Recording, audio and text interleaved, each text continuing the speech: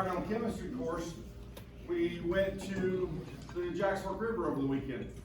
And so we have been practicing all year to do a physical chemical study of the river. And so we did that by doing a study on the dairy stream here on campus, and we made 3 different trips over there to sample. And so they learned how to do the tests on their own. When we were at the river yesterday, Dr. Easton, who hasn't been around the class, at the first sampling site comes up to me and says, "Wow, they actually look like chemists." And I was like, beaming a little bit, I have to admit, right? But I said, well, they practice to be that. Okay? Have we talked about that before? A couple times, yeah. Just a little reminder. So anyway, but the reason I'm tempting you with this class, number one, the only course that you have to have as a prerequisite for that course is general chemistry, or actually principles of chemistry. It's taught at a 200 level. I do try to challenge my chemistry majors a little bit more, so it's taught on a little bit multi-tiered. Does that make sense? But for those that aren't, I try to keep it at that level. And it's a whole bunch of case studies of the environment, okay? And even the lecture, we look at water and we look at pollution and those types of things through things that have happened in the past, and then laws that were enforced, and then the atmosphere.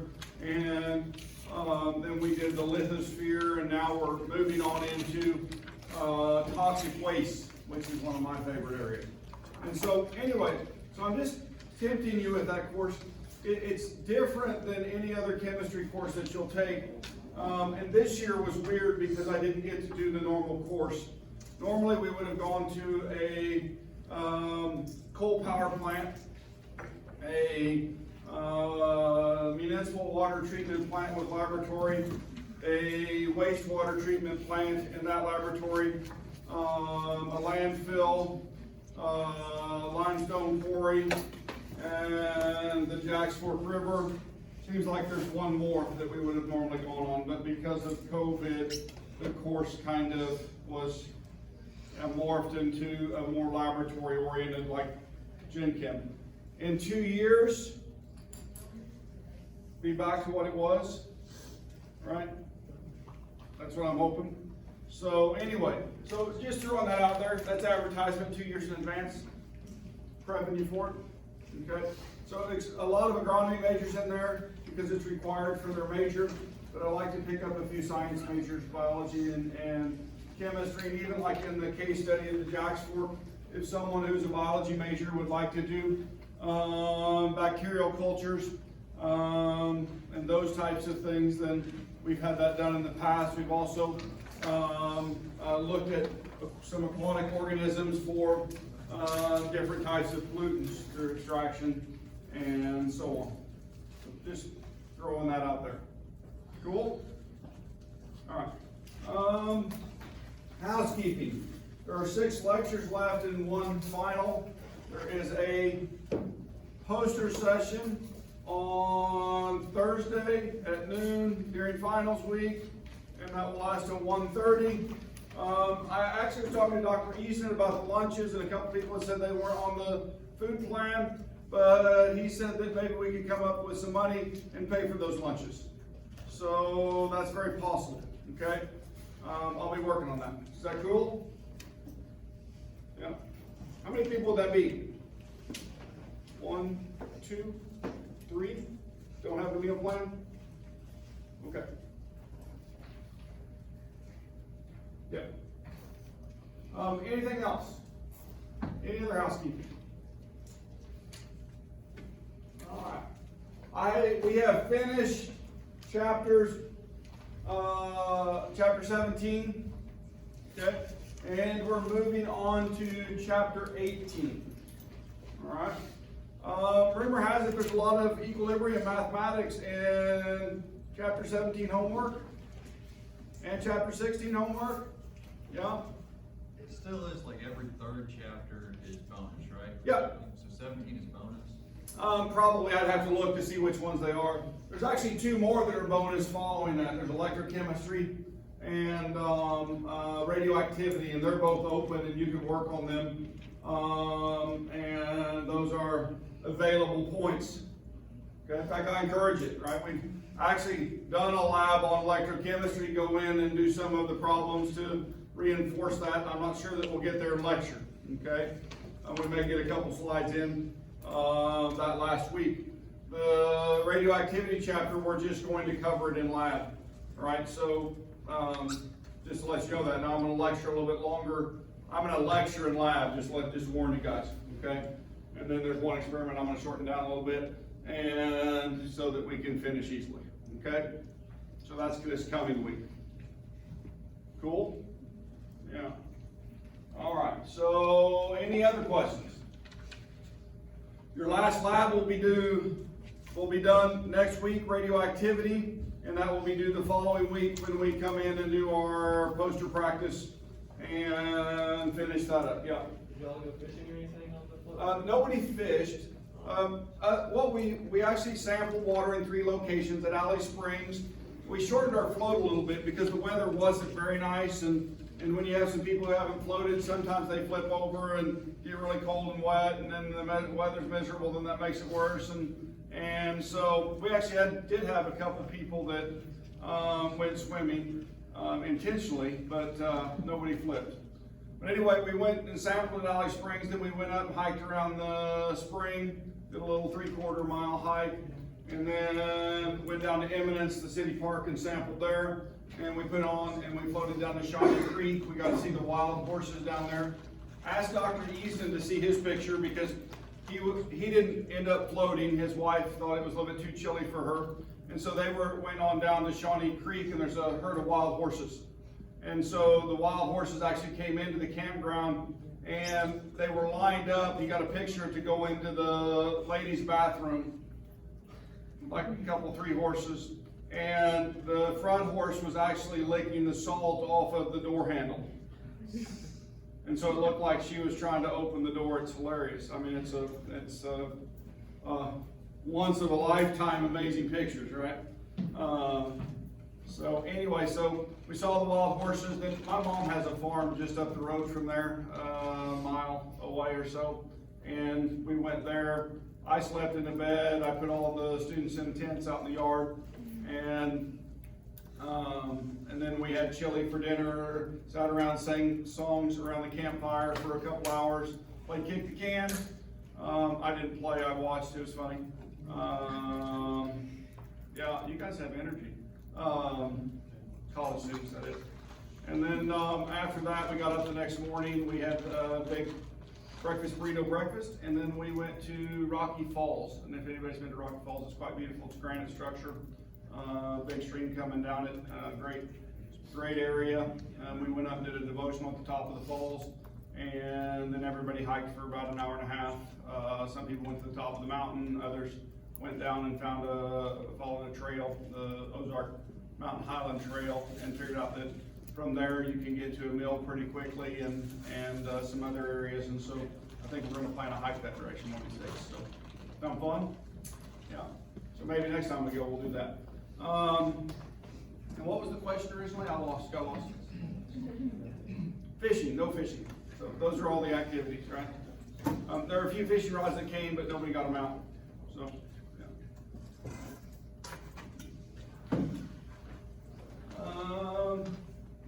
Thermodynamics. Directionality. Have we been working on directionality all semester? So if I'm looking at this reaction, is this a product favored reaction? Sodium metal plus chlorine gas makes sodium chloride salt. Yeah, it's highly product favored, right? How often do you guys run into sodium metal around the house? Not very often. Can you make sodium metal? Yeah, how do you make sodium metal?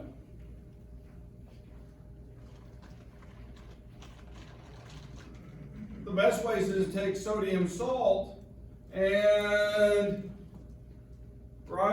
sodium salt, and take that and actually heat it up, liquefy it, right? So it will conduct electricity because ionic solids, when they're molten, when they're liquids, will conduct electricity. Now, if you have water present, for example, sodium chloride or sodium metal is highly reactive with that, so you can't have any water around. You can't have an aqueous solution to do this reaction. You have to do it with pure sodium chloride. And so if I take pure sodium chloride and I heat it up to its melting point and I give it the electrons, then I can make chlorine gas and sodium metal. Okay? But now, what's in the atmosphere right here in this room that would, over time, remove the sodium metal and make it into sodium oxide, for example? Oxygen and water, right? And so those things are present and make hydrogen gas. Yeah, fun stuff. So we call this process electrolysis, just to let you know that. And that's how a lot of elements were discovered. And so anyway, but it's not favored. So the first reaction we get energy from, right? It's released. It's exothermic, and it's very likely to happen. There's actually two pieces of energy. We've talked a lot more about one, enthalpy, right? The heat of reaction. But there's another one that we can talk about, and it's called entropy. Okay? It's called entropy, and we've mentioned it a few times. We've actually defined it, and we talked about how it's a measure of order, and how when things are at higher temperature, they're more disordered. At lower temperature, they're more ordered, right? And we've talked about those things. We're going to get a more of a definition. We're going to look at that and look at some mathematics that go with this and introduce that in a beginner way. Then when you take Chem, literally there's a whole semester on thermodynamics that talk about these things.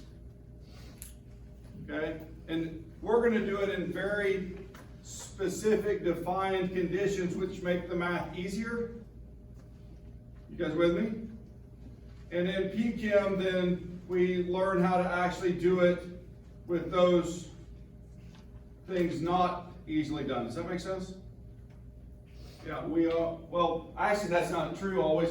Most of the time we fix things so that we can actually solve them and then resolve them with the change, and so you can do multiple iterations to find things that are real. But anyway, a probability, energy disperses out unless it's hindered to do so, right? How do I keep heat in? Yeah. Right? If this were a non-insulated cup, would my coffee still be warm? No. And when I first pick up the cup, when I first pour that really hot coffee in there, what would happen to my fingers? You get burned. It'd get hot, wouldn't it? It'd maybe even burn them. Okay? And so, but the cup is always cool on the outside because there's an insulative layer in between, isn't there? Yeah. And so the probability is higher when energy is dispersed over a larger number of particles. And then matter tends to disperse unless it's restricted. Okay? If I have a gas and I release it into this room, is it going to stay right where I released it? Or is it going to disperse throughout the room? A lot of times I have a bottle of perfume here. This is stripped, I don't want to do that. But if you have something that has odor to it and you squirt a little bit into the room, will it make it to the back row sooner or later? It will, won't it? And so it's dispersing out, and that's what we're referring to there. You guys understand that, okay? I hope you do anyway. Here's an example of that. If I'm looking at this picture, you can't see it very well, but between those two Florence flasks, there's a piece of glass. Okay? You guys, it's a thin layer, and the gas is confined to this one container, right? And then if you pull that piece of glass out, then what happens? It disperses to both containers, doesn't it? So this is a picture of what we're talking about. This is a picture of what we're talking about. Now, why is that a Florence and not a round bottom flask?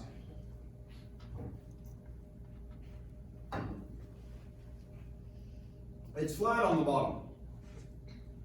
And a round bottom flask is round on the bottom, right? Hence the name.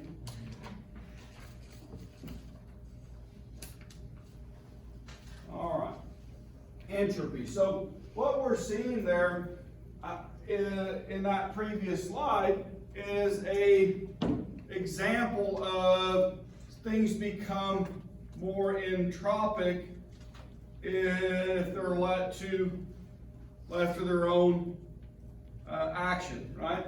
And so that entropy is a measure of randomness, but it's actually, what's it measured in? What do we measure randomness in? Joules. Yeah, energy. Now that's an interesting concept, isn't it? So does it take energy to organize things? And so it's a relationship in my mind, that's what I make it anyway. Maybe that's a little bit false, but it makes it easier to think about it in that way, right? Energy is expended to organize things, right? And when they become unorganized, right, they do that on its own, right? That's kind of the way I look at it. But an equation called the Boltzmann equation is the entropy is equal to K, the constant, Boltzmann constant, log W, where W is that thermodynamic probability of that event happening. Okay? And so anyway, so that's a formal definition of entropy. Now, in chemistry, the way we're going to use it is a little bit different. We're going to use it to actually define another term. Okay, and it's called Gibbs free energy. Right? And Gibbs free energy relates three things. Temperature. Right? Now, is temperature important in chemistry? It really is. Okay? And then entropy, which we're talking about right now. And then it's going to take enthalpy. All right? Enthalpy minus T delta S, temperature times the entropy, right? The change in entropy. And so, well, in fact, the change in entropy, delta S, right, is S final minus S initial. It's a derived term. Okay, so it's derived for you in this class. But now, look at this. This is Q reversible. All right, wait a minute. What's Q? You guys remember what Q is? The ratio of products to reactants based on actual concentrations. Now, that's actually big Q. Okay, so big Q is, and we're going to use that in this chapter too. Okay, so don't forget this one. Q, what she's saying is, and this is not wrong. All right, it's not the one I want right now, though. Where did we use Q earlier in the semester? Heat in bomb calorimetry. You guys remember that? Q equals MC delta T. And when, wait a minute, there was a condition that when we held the pressure, when no work was done, when we held the pressure constant, right? Then Q was equal to what?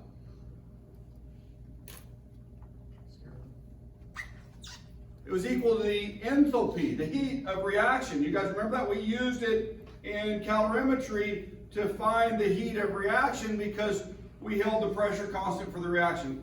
You guys may not remember that, but we did that. Okay?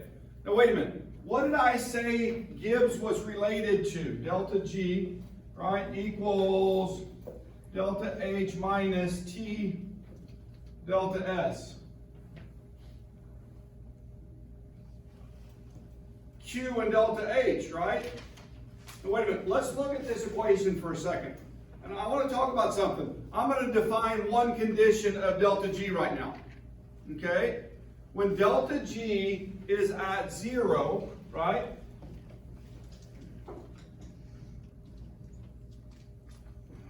I should make a better delta symbol.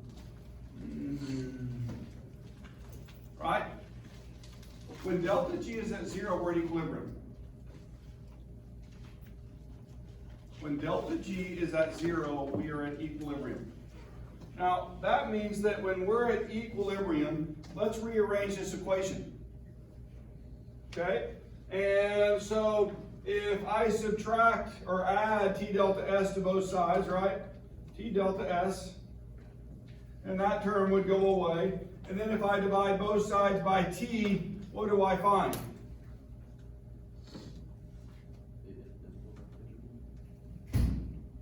The enthalpy divided by T. This statement that you're looking at right here, right, is this at when no work is done, at constant pressure, right? So, now, it's defined in this as a reversible process, okay? So that's another definition that we have to add to this, but I want you guys to see that connection, okay? That's a really important connection to make, because when you start making those, then this math becomes a lot easier. Because you know what you're going for, you know what you're looking for, okay? So, now, there's a whole bunch of stuff that I want to talk to before we get to the math. Okay, but I want you to start thinking about it. Now, I should define, when it's negative, right, it's product favored. When it's positive, it's reactant favored. Simple as that, okay? So then you can start connecting Q to this too, not this Q, but this Q. And we're gonna actually mathematically at the end of this chapter tie the equilibrium constant that we're already using, right, into this chapter. Because they're all connected. Right? They're all tied together.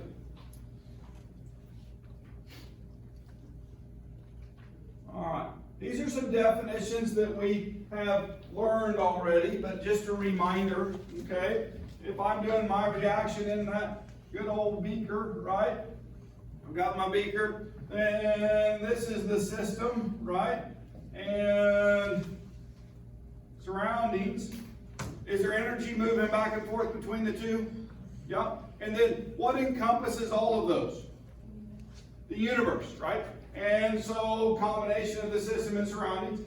And now, well, we're going to look at some definitions associated with mathematics on that too. Now, this is actually, I'm going to say this right now. Okay?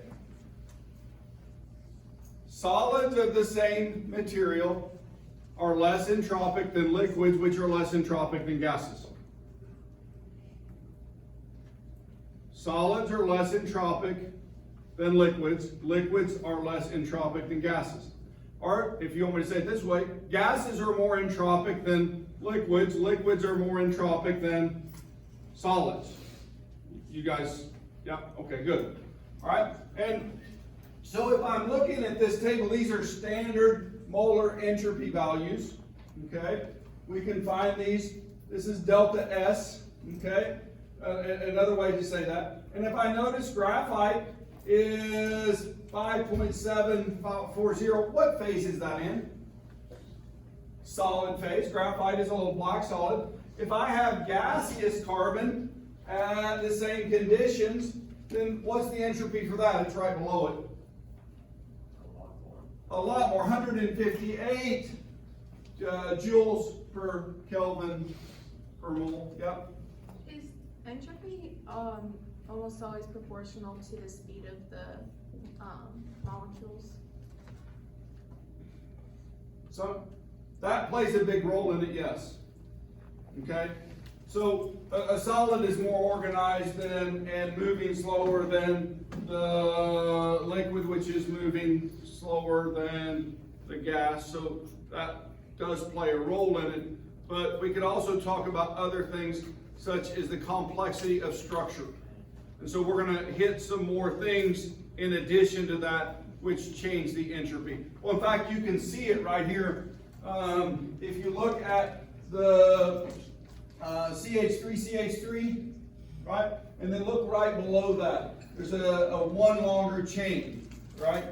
It's a pro in terms of the structure. And notice the entropies for those two, 229 versus 269. And it's because the lower molecule has more ranges or degrees of freedom of motion. And so that's also something that affects the entropy. So it's not that alone, but that plays a big role in it. Okay. Okay? Yeah. And well, actually even above that is a single carbon, right? Methane, and you see it's even lower. So we can see as we add a carbon to each of those structures, then the entropy of that molecule is higher than the one before because of the increased motion. And then we can see where CO and CO2, one carbon and oxygen, it's 197, two oxygens, it's 213. And so that, again, the same thing there. All right. Water. So we see two phases of water, gas and liquid. So which one would have the highest? The gas would. And so we see it's 188 versus 69 and so on. Does that kind of help to picture it in that fashion? Right? So you can start seeing those entropic values. Then we see a whole bunch of solids over here, and we notice their entropies are lower than the ones that are liquids, right? And are the things that are in aqueous solution. Okay? And now think about it, when I'm in aqueous solution versus a pure solid, then number one, the pure solid doesn't have anything else with it, so it's less entropic. When I dissolve it in solution, it becomes more entropic, right? Number one, because they're no longer together as a solid, they're ions. The material itself is split apart, but then they're also divided by water molecules. So that plays a role in this. Cool, you guys? And that's why a lot of those processes are favorable energetically, because, hey, things want to be more random. All right, so particles in a gas move in random direction and random speeds, and it has a higher entropy than particles of a liquid, which still are moving randomly, have no fixed positions, but in solids, those particles have fixed positions. And so for the same material, then highest, moderate, lowest.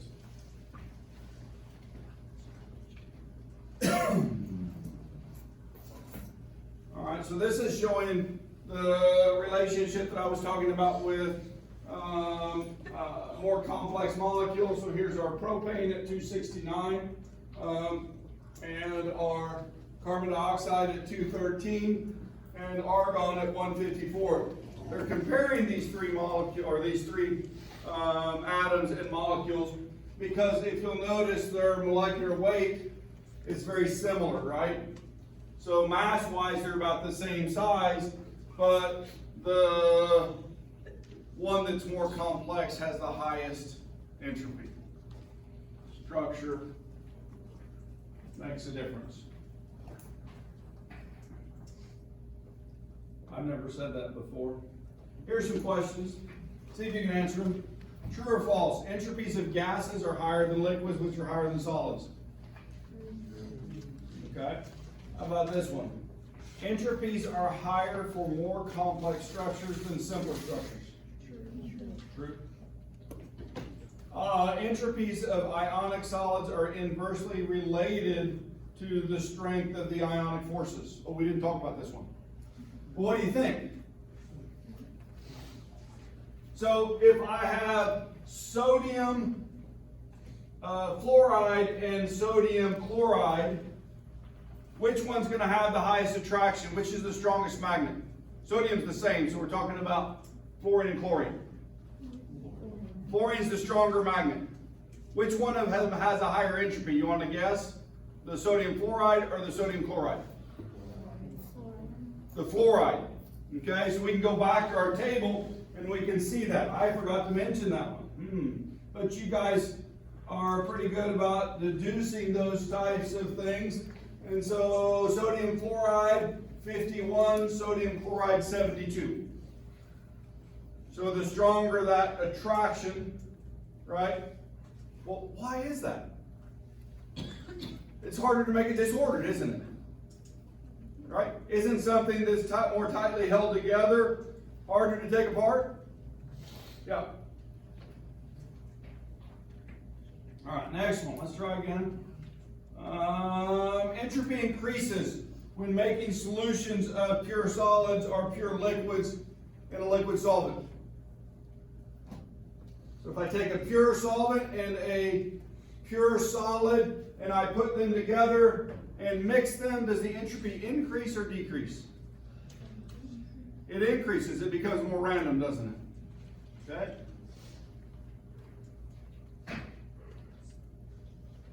How about entropy decreases when making solutions of gases in a liquid? So if I take a gas that's bouncing around the room and I put it into my liquid and I constrain its movement, what happens to its entropy? It goes down, doesn't it? So that one's true too, isn't it? Right? Because it's more random as a gas bouncing around. Interesting. Right? How about this? I'm going to ask a question. What if I have A solid and I should do AB solid, and that goes to A aqueous plus B aqueous. Is it more entropic on this side of the arrow or on this side of the arrow? The right side, right? Because it's dissolved in what? Let's listen, wait a minute, isn't that up there? Is this just another way to look at what we were saying up here? It is. So this is the way tests are often worded, right? They'll give you reactions. What about if I have N2 plus H2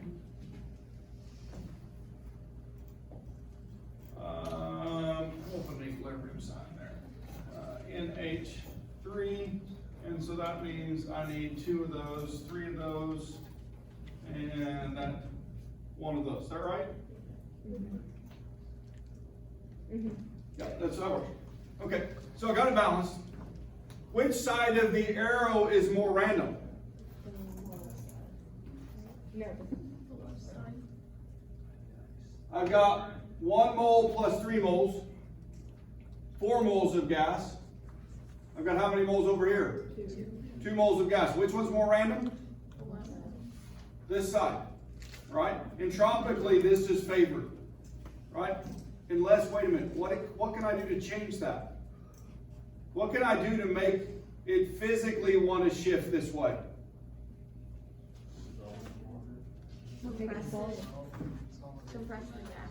Compress the gases, right? Because when I start compressing the gases, I physically push those together, and to relieve the stress, oh wait a minute, what principle is that? Le Chatelier's to relieve the stress, it's going to shift this way. But now wait a minute, what do I have to do to put pressure on it? What do I have to add?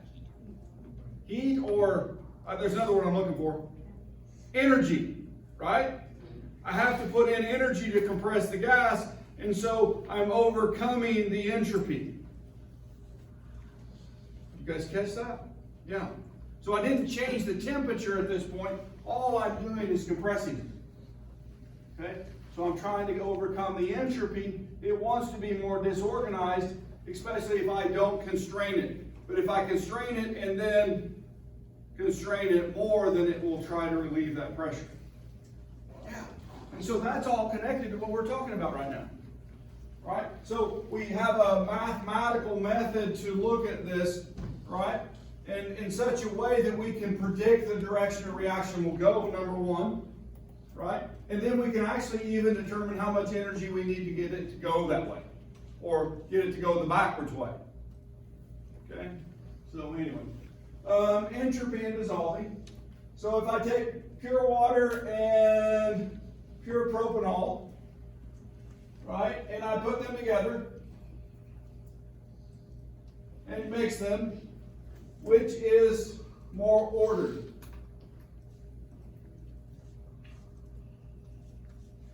Before dissolving or after dissolving? Huh? After. Before. Which is more random? Before. Before? No, they're separated. How would I have to separate these if I had the mixture? Would I have to put in energy to separate them? Yes. I can physically do that. I could distill these, couldn't I? Right? I can physically separate them without changing their identity. Right? When I mix them, okay, there probably is a temperature change. Right? Could be endothermic, could be exothermic. I don't know on this particular one. Right? entropy is higher, so they mix. They want to mix to become more entropic. All right. And this is just showing a gas, and so the gas unconstrained in the atmosphere, but when it gets into the solution, then it's more constrained and its entropy lowers. Okay. Even though it's a mixture. Because a gas's entropy is so much higher than when it's constrained in a liquid. All right. What's a spontaneous reaction again?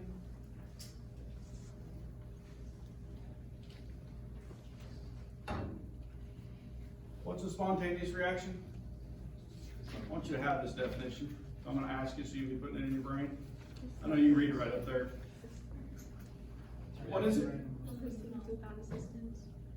It goes on its own, right? It's energetically favorable. Now, wait a minute. I'm going to ask this question, and this is a really, really important question. Just because it's favored, does that mean it's going to get there really fast? Has nothing to do with the speed. Okay, you guys with me? It's thermodynamically favorable for hydrogen and oxygen to combine, but if I don't get over the activation energy, how fast does that happen? Doesn't happen very fast at all. What if I put a match under it? Does it go boom and go really fast? Yeah. So just because it's thermodynamically favorable doesn't mean we'll get there in this century. Cool? All right. So just a piece of it we should think about. All right. Chemical thermodynamics helps predict which reactions are spontaneous. And in fact, wait a minute, what equation are we going to use to predict whether they're spontaneous? This one, delta G, right? And then what is delta G? What do we use to calculate that? The heat, the entropy, and the temperature.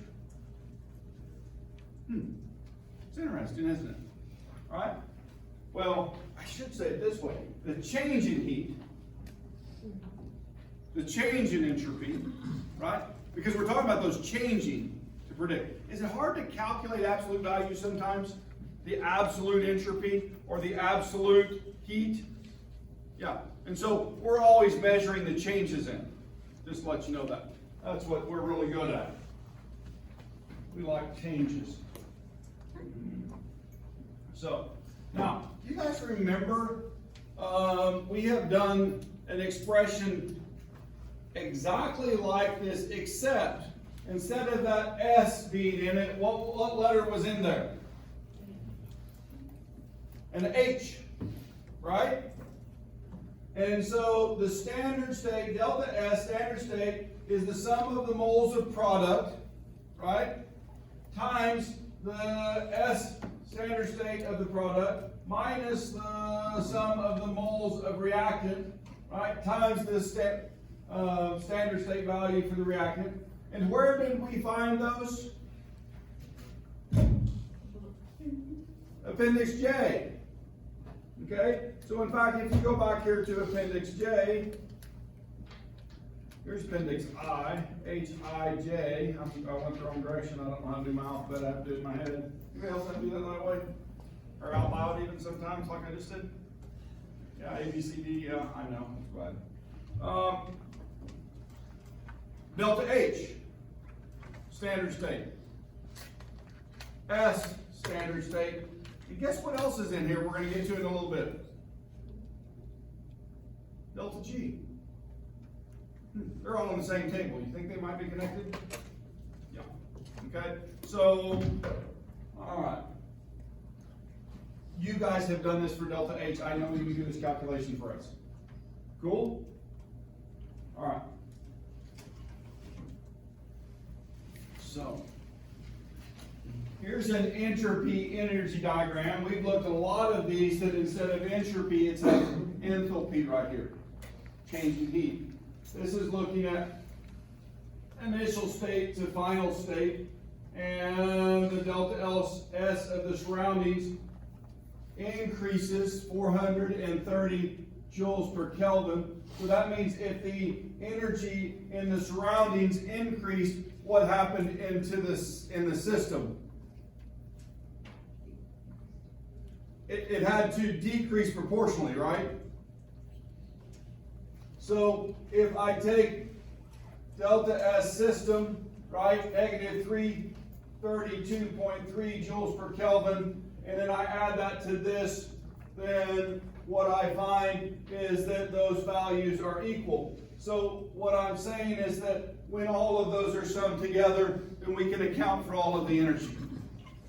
Okay? Yeah, we can account for all, because energy what? Is what? Neither created nor destroyed in a normal process, is it? And so we can account for that energy change in the system, well, sometimes by measuring the surrounding change. Okay? And then looking at what happened in the system. And so anyway, so this is looking at a change. Okay? Delta G. All right? This is kind of a summary slide that I like to think just of delta G as positive or negative or zero. Okay? Literally, there's a whole bunch of slides that follow this. And in my mind, when I put it in my brain, that when delta G is negative, that means the process is spontaneous. When it's positive, it's non-spontaneous. And when it's zero, it's at equilibrium when we have the reaction going in equal rates both directions. Okay? So, but this is showing the sign of delta H and the sign of delta S. And so all this is doing is saying that when delta H is positive, for example, go down to this one, and delta S is positive, right? Then no at low temperature, yes at high temperature. So in other words, what it's saying is that the magnitude of the temperature in this equation affects whether the process is spontaneous or not. Okay? And so now I have a question. If I have water sitting in this room, what phase is it in? Liquid. It maybe. We think, yeah, it's not that cold in here. So if I bring an ice cube into this room and set it right here, right? You guys with me? And I set it down right there, what's going to happen to that ice cube? It's going to melt. Why is it going to melt? Because the surroundings are warmer, right? The temperature is higher, well, we call it a freezing point, but the temperature when it's high in this relationship, now wait a minute, can we do a delta G expression for melting ice? Yeah, so I'm going to ask you guys to predict right now. I set my ice cube down right now in this room, right? What's the sign on delta G?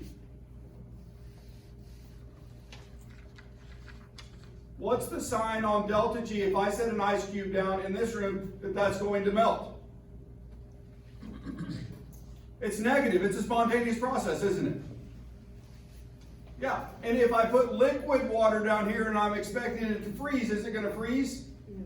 And if I calculate the delta G for that, what's the sign going to be? It's going to be positive, right? Because the temperature is too high. That's what this table is showing you. You guys understand that? Can you connect that? It's talking about when delta H is negative and the sign of delta S is positive, right? The top one, when this is negative and this is positive, then no matter what the temperature is, that negative value increases or decreases, right? But it's always what sign? Negative. And so when I have that condition, then it's always spontaneous. You guys catch that? And then if I go down to the bottom one, right, when this value is positive and this one is negative, then that makes this term negative. So a negative minus a negative is what? A positive. And so no matter the magnitude of the temperature, right, then this is always reactant favored. And then the two cases in between, right, the two cases in between, we could look at those. And so if I go back to that negative and negative, at low temperature it's favorable, So if I'm talking about the freezing process, right, at low temperature, it's favorable, that's what's going on. I've got two negatives. I can predict what the sign of, well, the entropy and the enthalpy are going to be. All right, by understanding the mathematics. Now, I'm going to tell you guys this right now. The sign convention in this is really, really important. Right? And I am one of the worst people in the world with signs. And I drop them, and I don't ever add them, I drop them. And does it make me have the wrong answer? Did I do really poorly on these tests when I was in college? Until I figured out what to expect. And then all of a sudden, when I knew it was going to be a positive answer, because I knew that the ice was going to be doing what it was going to be doing, then all of a sudden, when I dropped that sign and made it the wrong sign, I knew when I was wrong. I didn't know where I made the mistake, but at least I knew it was wrong. And then I could go back through it and find that. Okay? Does that make sense? And so, an expectation really helps in all of this. Just throwing it out there. All right. So, the entropy for the universe cannot decrease for any spontaneous process. What has to happen to the entropy of the universe for a spontaneous process? Let's rephrase that. It has to go up, all right? In fact, the universe is becoming more entropic. Now, I always have a conversation right now. I don't have enough time today, but there's some arguments out there that for life to form spontaneously, it would be thermodynamically impossible. And I just want you to know that that is a very flawed argument. Okay? It's not correct. People want to use this definition to say that. And so, for a system, the order can increase, even though the universe becomes more disordered. Okay?